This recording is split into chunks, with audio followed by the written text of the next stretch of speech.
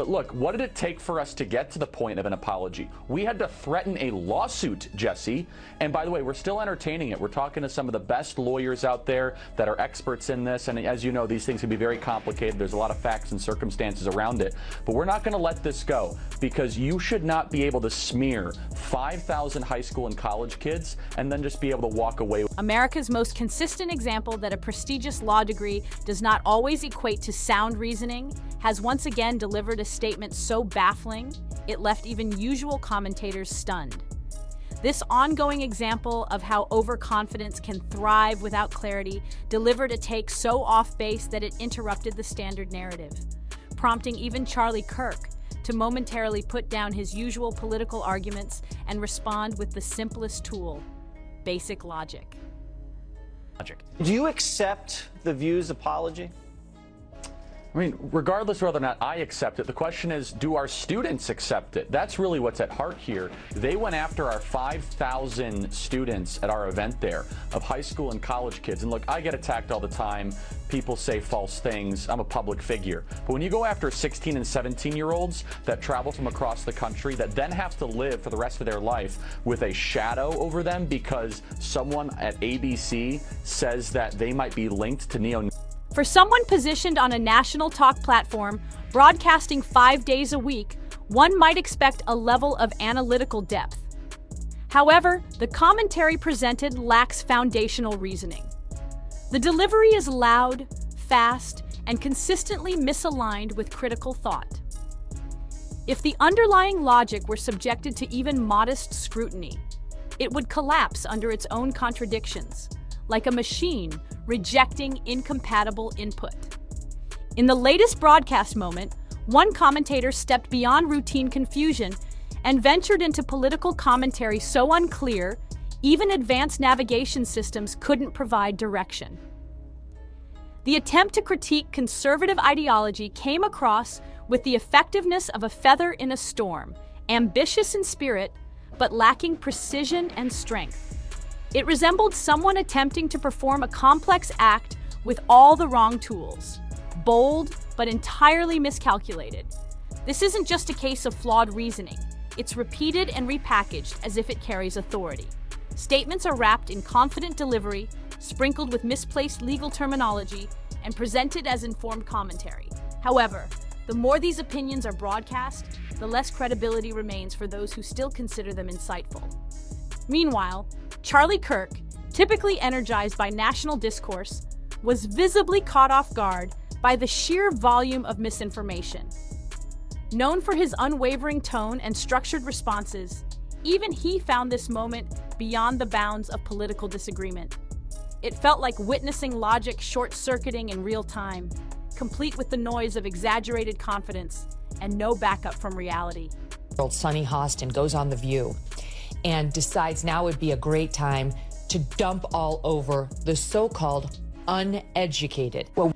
This segment wasn't structured debate, nor was it a difference of interpretation.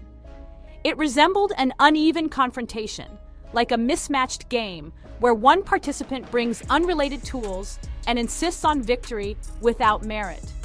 In this analogy, the argument presented lacked coherence, composure, and any connection to consistent reasoning. Emotionally charged and theatrically confident, the statements offered were about as logically grounded as an inspirational quote scribbled in chalk on a rainy sidewalk. Within this confusing narrative, one particularly striking claim emerged: the assertion that conservative principles pose a direct threat to democracy. A remarkable stance, especially from someone who consistently supports expansive government programs, sweeping federal oversight, and centralized authority. Now, the concern is framed around individuals merely possessing opposing viewpoints. The contradiction is not just glaring, it borders on scripted satire. This isn't commentary based on substance. It's theatrical display under the guise of political concern. The scale of contradiction present isn't just heavy, it's enormous, bordering on the absurd. The same individual who champions federal intervention in nearly every facet of life, from education to healthcare, now warns that distributing pocket-sized constitutions is dangerous. It doesn't resemble policy analysis. It feels more like stagecraft without applause. I mean, there was what do you call it, this Turning Point conference with all the smoke? What are they, smoking something down there? Or it's like, whatever. Anyway, they were out there, were in the front of the conference with anti-Semitic slurs.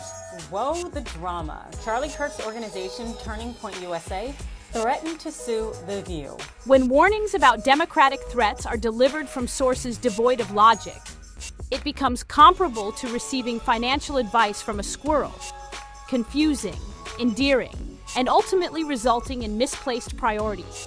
In this framework, democratic danger is redefined to include parents expressing concerns at school board meetings and citizens questioning whether rising taxes should be justified by bloated federal inefficiencies.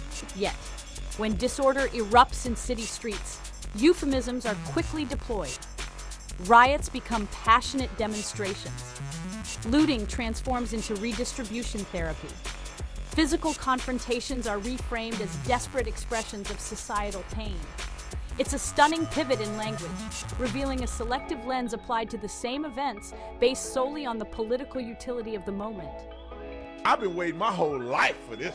Orthopedic surgeon and husband for The View host, Sonny Hostin, has been named in a federal lawsuit alleging insurance fraud. She got on television. She got in. She run. These women tell me why she got her husband is named in a lawsuit in insurance fraud, and I'm gonna show you exhibit. Let me say exhibit B. Can you show this to the jury? Roll it in. You know, doctors suffer because of big corporations as well. Doctors that want to do good, like my husband, you know, operates on someone even though they don't have insurance. What? And they're talking about threatening him with insurance fraud. I would say you could get about 20 years in prison, so that's a death sentence. This interpretation of political discourse renders fundamental freedoms problematic. Dissent becomes aggression. Open dialogue transforms into oppression, and any viewpoint not prefaced with identity-laden qualifiers is treated as suspect. It's akin to teaching advanced mathematics without acknowledging numerical values. Hollow, illogical, and performative. Into this chaos steps Charlie Kirk, not with outrage or performance, but with quiet focus. There were no theatrics, no props, just the steady gaze of someone well-versed in diffusing rhetorical spirals. A single raised eyebrow, delivered with precision, was enough to dismantle the entire argument. What unfolded was not a debate. It was a calm, surgical breakdown of flawed reasoning. I have a piece of evidence to show this more than anything else, that we look at how we elect our leaders in two buckets, stupid and smart. And the stupid people are the people that don't have a certificate from Yale, and the smart people are $200,000 in debt because they went to Drake. And so the breakdown, though, is that Donald Trump, which, by the way, is just smart politics, because there's more people that didn't go to college than did go to college. And I know that's really hard for the Democrats to realize, because everyone in their circle went to college, but the majority of the country actually does not have a 4-year college diploma. The majority of the country are people that have 2-year technical degrees or community college, or they just went into the workforce right out of high school. And so Donald Trump gave these people a voice. Interrupting a person unraveling their own argument so thoroughly would be unnecessary. It's better to observe, take mental notes, and reflect on the spectacle. What stands out most is the striking ability to exemplify every archetype of elitist detachment, as if excellence in tone-deaf commentary were a competitive event.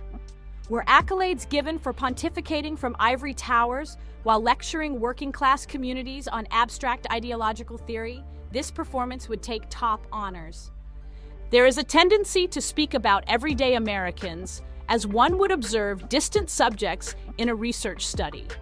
Fascination mixed with detachment and a firm belief in personal intellectual superiority. It's a perspective that regards citizens with lived experience as anomalies rather than equals, reducing them to caricatures in political discourse. This perspective often delivers contradictions without irony. criticizing capitalism from within high-rise penthouses funded by the very system being denounced, advocating environmental reforms while traveling luxuriously to global conferences. These contradictions aren't subtle. They're part of a larger narrative that transforms policy debates into performances of ideological purity. Energy was there because of how they were treated and lied to during COVID and the political correct regime that coupled with COVID. So they lost proms, graduations, they had to wear masks, they were on Zoom class, and then during it, they were propagandized with the most ferocious, aggressive, misleading left-wing propaganda on race, on sexuality, on gender, on America that we've ever seen. And so now, 4 years later, this Gen Z was like, you know what? You guys in charge, the same people that were trying to lock up Trump, you guys materially messed up my life. Instead of practical engagement, issues like education, taxation, and personal freedom are reduced to oversimplified slogans and loaded phrases. Basic questions about curriculum content are labeled regressive. Requests for economic fairness are dismissed as resistance to progress. The result is a cycle of exclusion that alienates the public from their own civic conversations. That's now labeled as economic terrorism within the expanding vocabulary of ideologically selective rhetoric. The terminology used often obscures meaning rather than clarifying it, creating confusion where debate is needed. There's a recurring theme: vocal support for amplifying marginalized perspectives, followed immediately by interruptions when opposing views emerge. It's a cycle of contradiction that undermines the very values being claimed, like attempting mindfulness on a treadmill while chastising others for lacking composure. It's chaotic, yet presented as clarity. What's projected as empowerment tends to resemble amplification of one singular worldview, one that equates self-perception with historical icons, invoking the gravitas of resistance and royalty in the same breath. That blend of gravitas and contradiction is presented with unwavering confidence. Do you accept the View's apology? I mean, regardless of whether or not I accept it, the question is, do our students accept it? That's really what's at heart here. They went after our 5,000 students at our event there of high school and college kids. And look, I get attacked all the time. People say false things. I'm a public figure. But when you go after 16 and 17-year-olds that travel from across the country that then have to live for the rest of their life with a shadow over them because someone at ABC says that they might be linked to neo. Each statement arrives with the assurance of someone announcing world-changing solutions via social media posts. This kind of unchecked certainty often invites scrutiny, especially when errors are framed as bold declarations rather than missteps. It's not uncommon for misjudgments to be portrayed as targeted attacks, reinforcing a narrative of moral infallibility. Given the legal background, one might expect a certain deference to facts. But instead, observations appear to be filtered through commentary platforms and trending hashtags rather than rooted in verified evidence. Rather than applying critical analysis, narratives often reflect what circulates within a narrow digital echo chamber. It's a method that favors emotional resonance over investigative rigor, reducing complex issues to digestible sound bites. She often opens her segments with narratives rooted in personal disillusionment, repeatedly highlighting the idea that the nation is fundamentally broken. This recurring theme of national dysfunction, though theatrically delivered, frequently lacks actionable insight or balanced context. The contrast between the opportunities afforded to public figures and their critiques of the systems that elevated them is difficult to ignore. In this case, a 7-minute televised critique sounded more like performance than policy. The dissonance between privilege and protest was unmistakable. What emerged was not a constructive examination of national shortcomings, but a sweeping condemnation that left critical thinking behind. The result wasn't a call to action, it was a rhetorical spiral. Meanwhile, Charlie Kirk, typically known for an assertive and high-volume style, responded with uncharacteristic calm. Rather than engaging in fiery rebuttals, He merely repeated the argument back to its source, allowing it to unravel on its own. It was less of a clash and more of a cleanup, methodical, quiet, and effective. Sonny's approach to discussing conservatism often reads as symbolic resistance, heavy on presentation and light on consistency.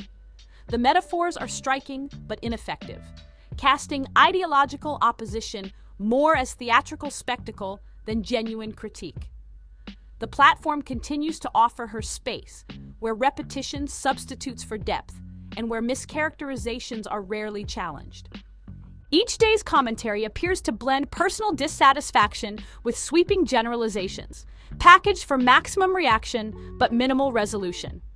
In this format, style often overshadows substance, and audiences are left with more spectacle than clarity. The discourse has reached a point where certain public commentators treat patriotism as a red flag. Expressions of national pride are reframed as authoritarian leanings, and disagreement is labeled as subversion. This worldview, driven more by ideological framing than balanced reasoning, presents civic engagement as inherently suspicious unless it aligns with a narrow spectrum of beliefs. It's as if political analysis has been replaced with internet quiz logic, simplified, reductive, and often misleading. In a recent exchange, the imbalance in argumentation was evident. While one side approached the conversation with structured responses, the other relied almost entirely on emotional appeal and virtue signaling. The performance featured sweeping declarations without substantive support. What remained was a presentation built more on presence than principle, emotionally charged but factually vacant. Comparing this to structured debate is like watching someone attempt to microwave a salad, misguided in approach and doomed in execution. The metaphors, while vivid, lacked clarity or coherence. One commentator even likened parental involvement in education to systemic oppression, a claim that left many viewers stunned. Rather than strengthening the argument, these comparisons undermine the credibility of the entire exchange. What stands out most is the consistency of misinterpretation. It's not a matter of occasional missteps, it's a pattern. From educational policy to historical analysis, the commentary often reconfigures basic civic concepts into ideological alarms. In this framework, even harmless content is filtered through a distorted lens, ensuring every issue becomes part of an exaggerated narrative. At its core, the problem isn't the passion behind the arguments, it's the absence of intellectual rigor. Without a foundation in fact, repeated commentary becomes little more than persistent noise. She could burn toast and blame capitalism. She could hit a red light and publish a column on systemic oppression. This isn't analysis, it's political improv theater without a script. What's presented as hard-hitting commentary often resembles a seance where reason is the first casualty. In the end, Charlie Kirk didn't need to out-debate anyone. He simply let the contradictions speak for themselves. With little more than a raised eyebrow, he watched as arguments unraveled, unsupported, and incoherent. And for anyone mistaking volume for validity, yelling an argument louder doesn't make it right. You can shout it from the moon, but that won't add clarity to confusion. The real issue isn't just flawed opinions, it's the delivery. The performance raises more questions than it answers. Are we watching political discourse or abstract art? Because at this point, even GPS systems provide more reliable direction than what's being offered here. And when it all crashes into the wall of basic logic, the fault somehow always lies with the wall. Ultimately, this wasn't a battle of ideologies. It was a clear example of what happens when rhetoric replaces reason. Charlie Kirk didn't win because he wanted to dominate the exchange. He won because his opponent handed him the intellectual equivalent of a sledgehammer and asked to be corrected. And now, if you're here for more unfiltered breakdowns, sharp insight, and detailed commentary, make sure to like this video, subscribe to the channel, and hit that bell so you never miss what's next. Thanks for watching, and see you in the next one.